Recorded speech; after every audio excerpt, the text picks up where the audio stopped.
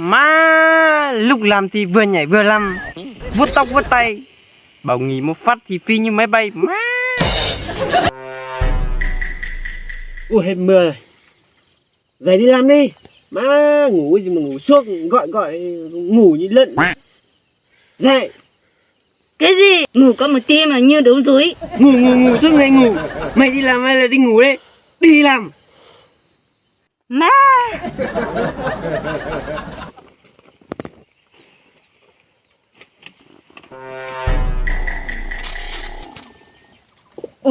Đau bụng thế, đi vệ sinh xem nào.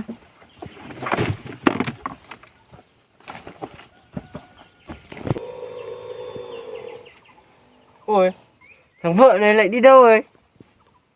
Má nó vừa ở đây mà. Vơi, mày đâu ấy? Đi vệ sinh. Tưởng đi đâu rồi?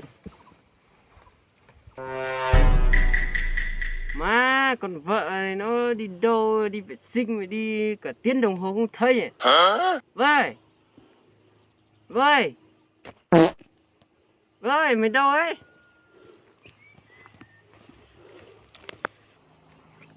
Vơi.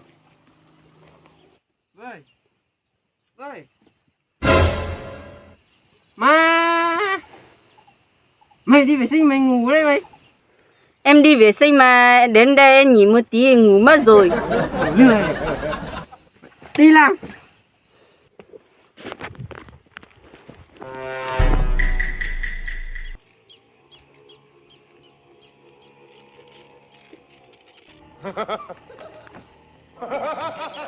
Mẹ kia, mày làm ai mày nhảy ấy? Vừa làm vừa nhảy, một công đôi việc còn gì. Mẹ làm thế mày nghỉ luôn đi. Ok.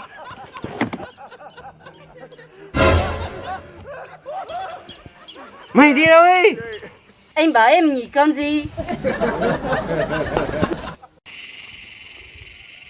Má lúc làm thì vừa nhảy vừa làm, vuốt tóc vuốt tay, bảo nghỉ một phát thì phi như máy bay. Má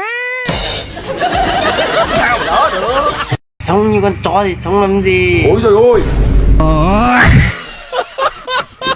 Trời ơi, chồng có thương vợ không? Có à? Thế chồng có đưa tiền cho vợ cần không? Có. Thế tiền đâu? Đây. Hả? Thương mà đưa 2.000. Thế thôi. Thế chồng có vợ không? Có. Tại sao lại Sống như con chó thì sống làm gì? Ôi trời ơi. Anh ơi, phụ nữ là để yêu thương đúng không anh? Thương cái đéo gì. Mày thương nó có thương mày không? Còn lại là mày có đi không? Có ạ. Đi thì lên xe, thương cũng què.